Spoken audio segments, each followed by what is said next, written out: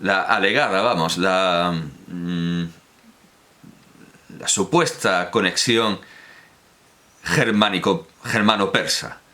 Un capítulo remarcable en el estudio del persa desde el siglo XVI hasta el siglo XIX. Desde los siglos XVI a XIX. En el importante volumen Trends in Iranian and Persian Linguistics, coordinado por Ali Reza Korangi y Cory Miller, y editado por De Gruyter en 2018. Dice Van Hal: hasta donde llega mi conocimiento, el primer erudito que señaló paralelos entre el persa, no entre el sánscrito y las lenguas europeas, sino entre el persa y las lenguas europeas. Ese es el primer paso del descubrimiento del indoeuropeo. Todo el mundo pensaba que se habían dado cuenta cuando compararon el sánscrito con el griego y el latín. No, antes vino la comparación con el persa. Lo cual es lógico, porque antes se llega a conocer el persa que el sánscrito, al menos en profundidad. El sánscrito, bueno, digamos que lo empieza a estudiar Roberto de Nobili, pero ni siquiera, porque estudia otras lenguas indias y Europa se pierde en el bosque de la lingüística india, con lenguas además que ni siquiera son indoeuropeas. El primer erudito que señaló paralelos entre el persa y las lenguas germánicas en una obra académica impresa fue José Justo Escalígero, 1540-1609, un sabio francés hugonote que se hizo mundialmente famoso por la amplitud de sus estudios y la profundidad con que dominó las lenguas clásicas. En 1579 anotó en el margen de su edición de las obras del poeta romano Marco Manilio, Floruit en el primer siglo antes de nuestro Señor, que Goropio Becano debería haber estudiado persa, lo que le habría permitido descubrir que palabras como father, mother, brother, tuchta y band aparecen tanto en persa como en su propia lengua holandesa.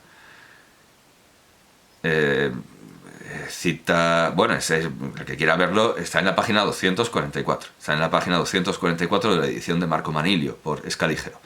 Escalígero era un fiero oponente de las ideas de Goropio Becano y es por lo tanto difícil saber cuál era su propósito. Fue, sin embargo, Francisco Rafelengio el Viejo, 1539-1597, quien se llevó el crédito de haber lanzado en publicaciones anteriores la teoría germánico-persa. Este especialista en lenguas orientales, véase Exemplum Gero Hamilton 1989, abrazó la idea con mucho más calor que Escalígero. Antes de llevar la nueva sucursal en Leiden de la editorial de su suegro Cristóbal Plantino, hacia Kirka 1520, pero murió en 1589, Rafelengio, o sea, Rafelingen, se ocupó como corrector de pruebas de la oficina de Plantino en Amberes. Allí contribuyó al proyecto de la Biblia políglota asumida por su suegro y él. Su suegro lo que hacía era imprimir. El proyecto era, como dice a continuación, del orientalista español Benito Arias Montano. Lo pone en latín, Benedictus, pero vamos, Benito Arias Montano, 1527-1598. Al estudiar una traducción persa de la Biblia, Rafelengio notó muchos parecidos llamativos entre el vocabulario persa y el holandés. En 1584 envió una carta al profesor Justo Lipsio, 1547-1606, entonces en Leiden, en el que incluyó una nueva lista de paralelos léxicos. No fue la primera, pero las anteriores, por desgracia, no subsisten. En esta carta sugería también que veía la teoría címbrica de Goropio Becano como una base como una piedra de contraste, como una base a través de la cual podrían llegar a entenderse las correspondencias germano-persas. Enfatizó también que los paralelos podrían tomarse del latín, del griego y de las lenguas orientales, lo que implica que no veía la conexión germano-persa como exclusiva. Aunque Rafelengio, que finalmente se convirtió en profesor de hebreo en la nueva Universidad de Leiden, fracasó en publicar su descubrimiento, parece haber sido el proponente más prolífico de la idea. Es posible que la comunicara al jurista Hugo Grocio, 1583-1645, ya que uno de los textos que Grocio escribió en sus años mozos brujulea una discusión sobre un extenso número de palabras compartidas por germanos y persas, particularmente palabras que pertenecen a lo que ahora se llama algunas veces vocabulario básico, como términos de parentesco. Es muy extraño que Van Hal finja este desconocimiento de la lingüística actual. Claro, estos son listas al estilo de la lista de Swadesh. Dice, no, estas cosas modernas, vamos, es una lingüística moderna que ya no es moderna, tiene ya más años que el campo. Bueno, el colega de Rafelengio sigue Van Hal en Leiden, Buenaventura Vulcanio, 1538-1614, un profesor de griego, publicó en 1597 una obra que contenía numerosos especímenes lingüísticos. Véase Van Hal, se cita a sí mismo, vale, Bueno, 2010. Este tratado también investiga las relaciones entre el persa y el alemán, por lo que Vulcanius reconoce una deuda con Rafelengio, y lo hace en la página 87. Del parecido del holandés, bueno, hasta aquí Van Hal. Vuelvo a mi voz, que como sigo usando la misma voz, no he puesto una voz para fingir, para representar el personaje de Van Hal, pues tengo que decirlo, vuelvo a mi voz. Del parecido del holandés con las lenguas clásicas, Marco Zuerio Boxhornio, Marcus Zuerius van Boxhorn, extrajo en 1647 su teoría indoescítica, en la que suponía un origen común. Del mismo hecho, Juan Goropio Becano, Jan Gerardsen y Adrian van Schriek sacaron que el brabanzón era la lengua original de la humanidad. Quienes suponen que las naciones y estados actuales constituyen problemas filosóficos pecan de la misma ingenuidad o malicia que quienes se dejaron engañar por la descabellada idea de que el brabanzón era la lengua original o de que el latín venía del castellano, entre los que se cuenta por desgracia uno de nuestros mejores gramáticos, el maestro Gonzalo Correas, que creyó los disparates de Gregorio López Madera basados en los libros plúmbeos del Sacro Monte.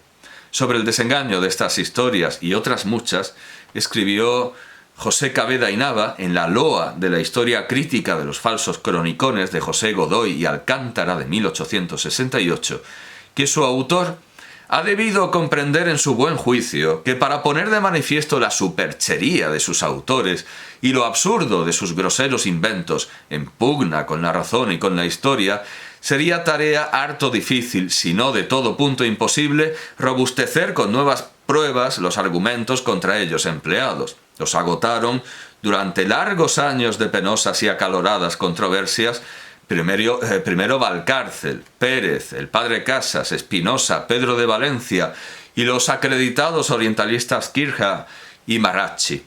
Poco después, con gran copia de doctrina, don Nicolás Antonio, el marqués de Mondéjar y Martí. Y últimamente, y a la luz de documentos irrecusables, hasta entonces sepultados en el polvo de los archivos, Mayans, Flórez, Risco, Masdeu y Villanueva. Al esclarecer la historia eclesiástica y civil de España, despojándola de los falsos arreos con que la malicia o la ignorancia creyeron engalanarla, cuando sólo conseguían amenguar su dignidad y pureza. En el siglo XIX tocábale solo al historiador ofrecer a la consideración de los hombres imparciales y amigos de la verdad una exacta idea de los cronicones, de las fábulas que acreditaron, de los móviles que los produjeron, de la deplorable serie de intrigas y amaños y absurdas invenciones, engendro asqueroso, o de un fanatismo arrojado y ciego, o de una hipocresía farisaica, para satisfacer innobles pasiones y fomentar banderías ridículas, rivalidades de pueblos, aspiraciones pueriles que la crítica, la verdadera piedad y los fueros ultrajados de la razón rechazaban de consuno.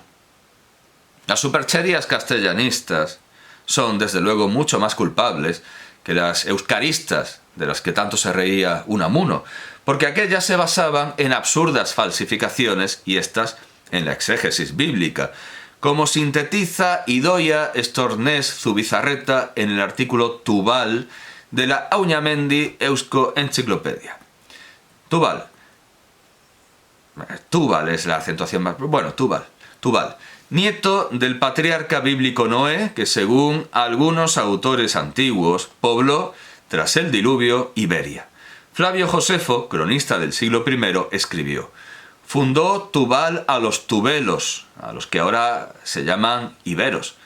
Dada la existencia de dos pueblos iberos, uno en el Cáucaso, actual Georgia, y otro en Europa, actual península ibérica, existió desde ese momento en los exégetas y en los historiadores la duda de a qué iberos se refirió Josefo, estableciéndose pronto diversas teorías sobre la relación posible de las dos Iberias. Según resume Caro Baroja, a Tubal-Caín, que en el Génesis, capítulo 4, versículo 22, es de la raza de Caín y el inventor de la forja, se le equipara en los textos clásicos con Vulcano. El otro es el hijo de Jafet, Génesis 10:3. Los dos están relacionados con la metalurgia.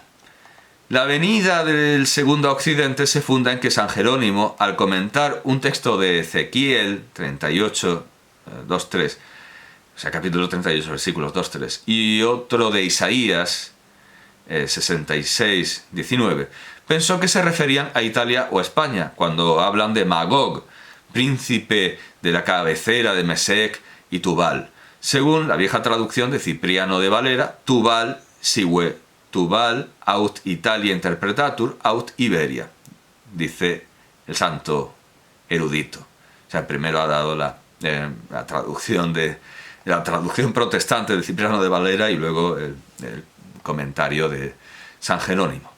Pasará la idea a San Isidoro, más categórico, cuando dice, Etimologías, libro 9, capítulo 2, 29, Tubal, oquo Iberi, qui et Hispani, licet quidam exeo et Italos suspicentur.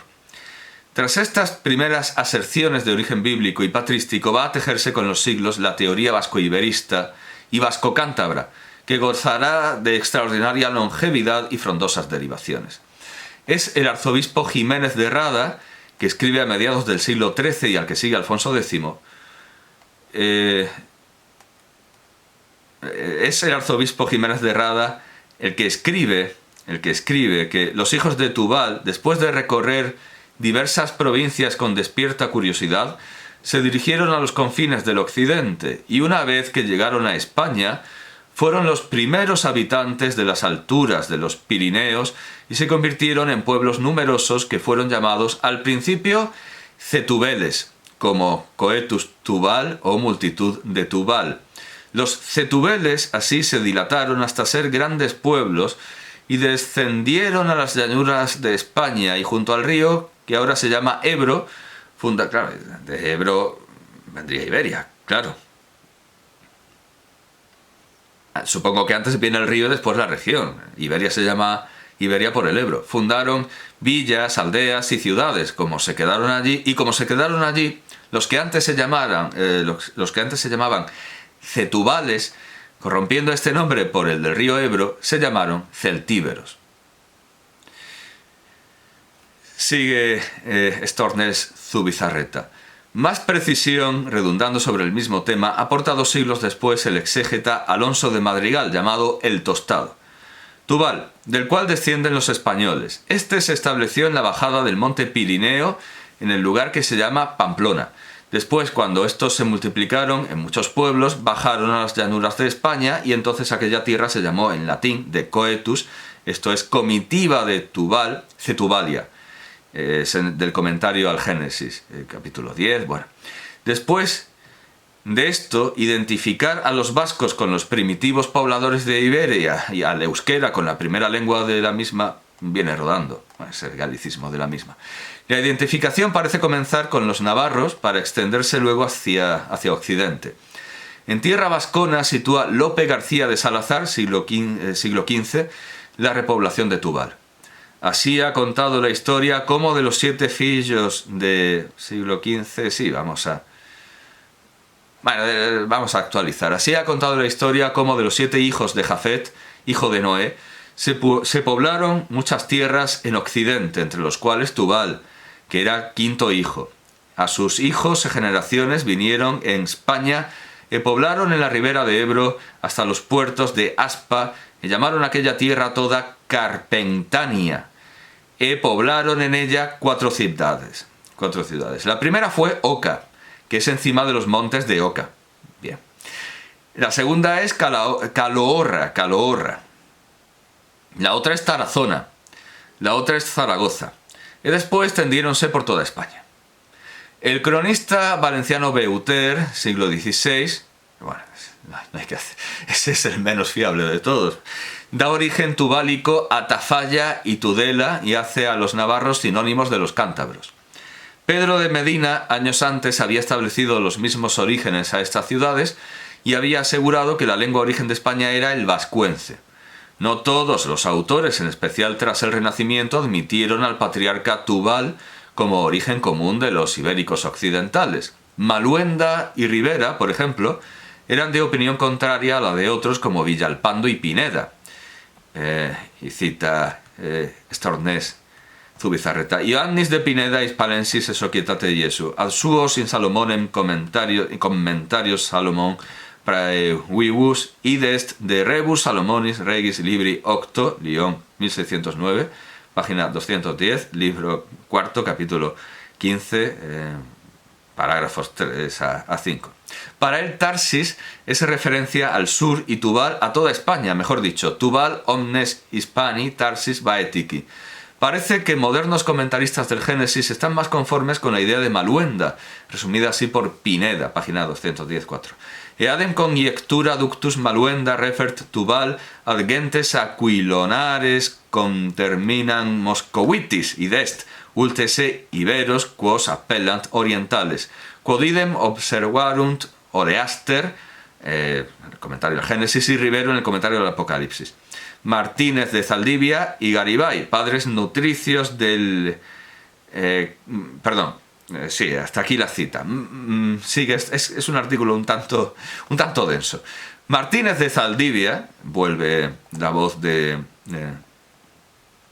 Stornés Zubizarreta, Martínez de Zaldivia y Garibay, padres nutricios del vasco cantabrismo, corren un poco más hacia el oeste al patriarcal que colocan en la región de Cantabria y tierras de Navarra. Tubal, dice Garibay, enseñó a los suyos la ley de naturaleza y les dio orden de bien vivir, e incluso les dictó sus fueros. Desde entonces, escribe el bachiller Poza, han conservado su llenad, su lengua, su hábito desde el patriarca Tubal a esta parte. Tiene que ser una errata. Bueno, ya nos vamos al País Vasco francés. Oyenag,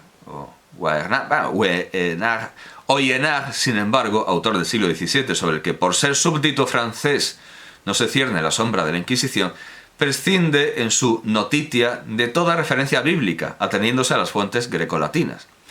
Otro tanto sucede con Marca. Moret, mucho más cauteloso que los cantabristas guipuzcoanos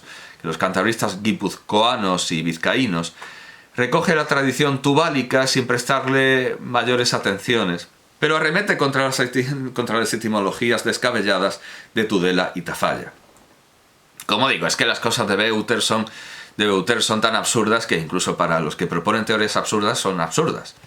Sin embargo, a nivel, otro galicismo popular, Tubal, reinando en la historiografía vasco-occidental, sigue también presente en Navarra. El licenciado navarro Juan de Beriain, abad de Uterga, en su Doctrina Cristiana escrita en romance y vascuence publicada en Pamplona en 1626, afirma que el justo y perfecto Noé habló y enseñó en este reino la lengua del vascuence, y después acá y hasta el día de hoy se ha conservado en la muy noble ciudad de Pamplona y en toda la tierra vascongada.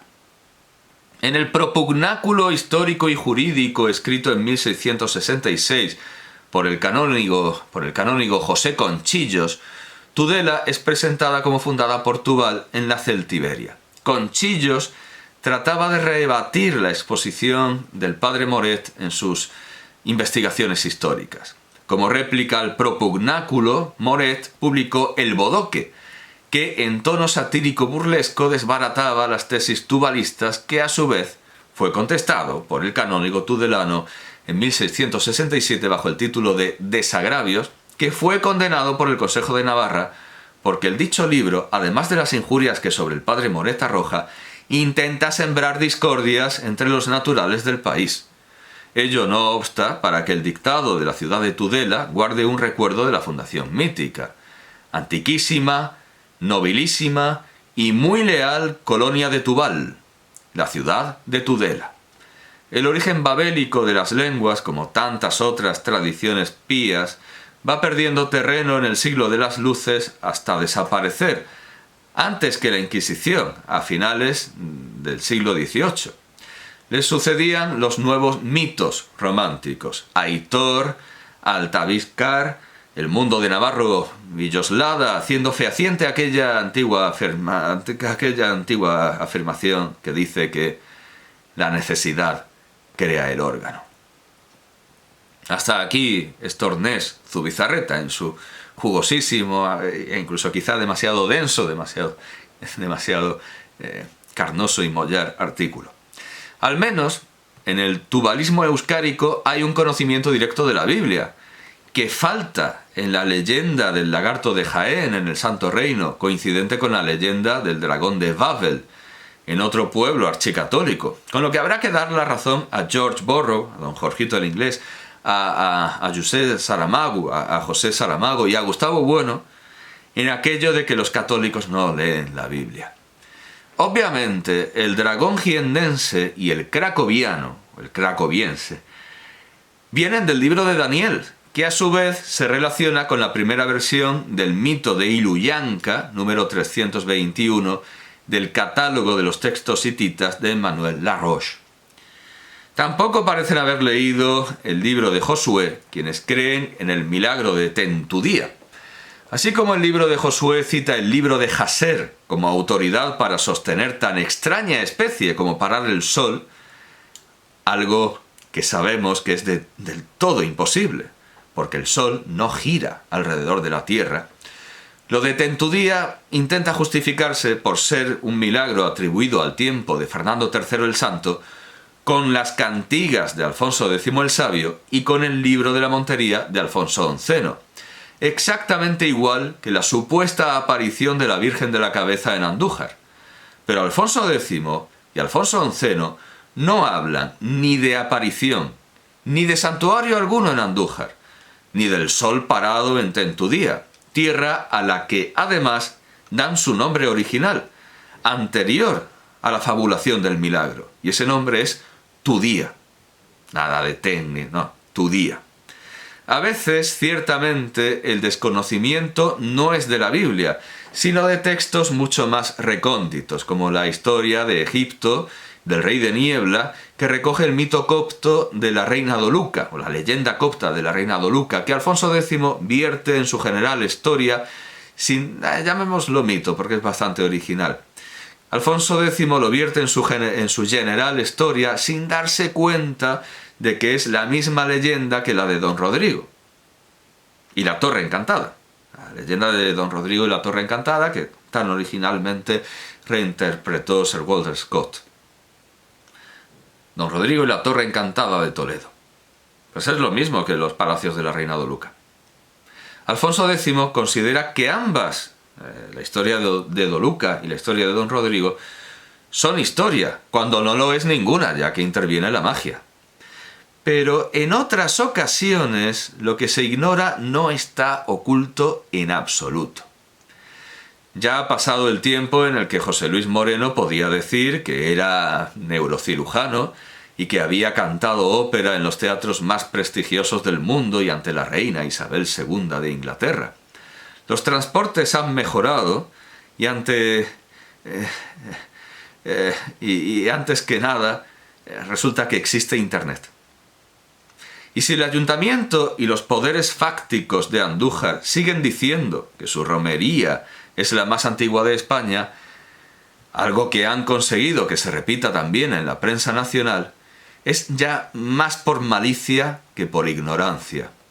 Ellos dicen que la Virgen de la Cabeza se apareció en una encina a un pastor al que le hizo crecer un brazo nuevo y le pidió que le hicieran una ermita el 12 de agosto, lo que da nombre a una calle en Andújar, de 1227. Pero callan que en Alcaraz dicen que la Virgen de Cortes se apareció en una encina a un pastor manco al que hizo crecer un brazo nuevo y le pidió que le hicieran una ermita que se inauguró en 1222. Y que en Baños de la Encina dicen que la Virgen de la Encina se apareció en una encina, evidentemente donde se va a aparecer, a un labrador y le pidió que le hicieran un santuario en 1225. Del libro de 2015, El milagro del cojo de Calanda, la génesis de un mito, de Antonio Gascón Ricao y Ángel Briongos Martínez, puede colegirse que Miguel Pellicer, el cojo de Calanda, fingía tener un muñón, fingía tener un muñón atándose la pierna, con lo que se ganaba la vida mendigando, y que descubierto una vez durmiendo a pierna suelta, se vio obligado a fingir un milagro, que acabó con Felipe IV besándole la pierna. Y este es un milagro reciente. Con cuánta más desconfianza habrá que mirar todos estos brazos que vuelven a nacer en tan improbables pastores.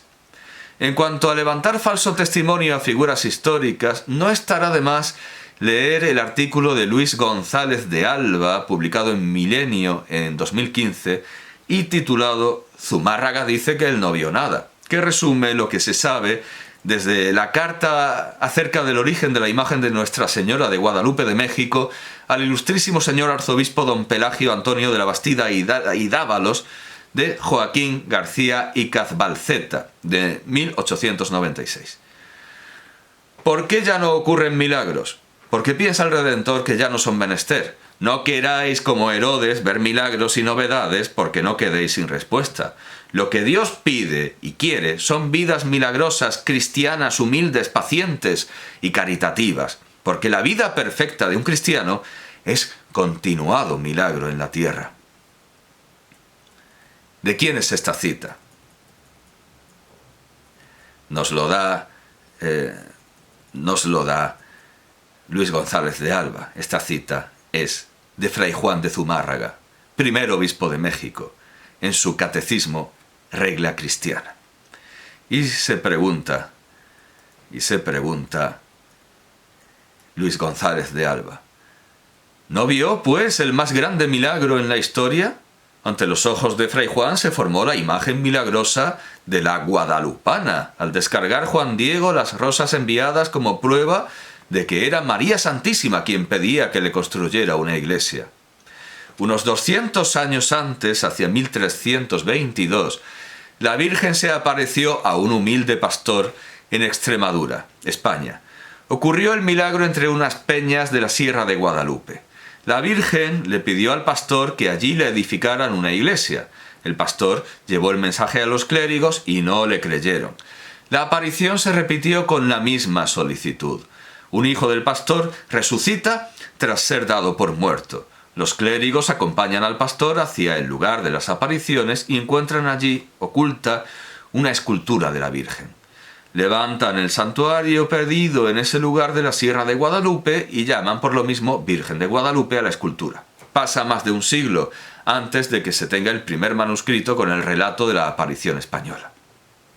La similitud es completa en ambas apariciones de la Virgen. 1. En el Tepeyac y en Extremadura se aparece a un A, hombre, B, humilde. 2. Ambas apariciones ocurren en un monte y entre peñascos, cerca de una fuente aquí y de un río allá. 3. En ambas Españas, la vieja y la nueva, la Virgen pide que le hagan una iglesia en el lugar. 4. Las autoridades eclesiásticas no le creen al enviado, ni aquí ni allá. 5. Un pariente del testigo de la aparición sana milagrosamente en España y en la Nueva España. 6. El obispo pide una prueba aquí y allá hacen otro tanto los clérigos. 7. En la Sierra de Guadalupe, España, la prueba consiste en el hallazgo de una escultura de la Virgen milagrosamente esculpida, sin intervención humana. 8. Es una imagen morena y la llaman la Morenita de las Villuercas, por el pueblo cercano así nombrado. 9. En el Tepeyac, la prueba consiste en una imagen milagrosamente pintada, sin intervención humana. 10. Es una imagen morena y la llaman la Morenita del Tepeyac. 11. En España no aparece el primer relato escrito sino hasta 1440, 118 años después del milagro. 12. En la Nueva España no aparece el primer relato escrito sino hasta 1648, 117 años después del milagro. Nunca mencionado antes de esa fecha. El conflicto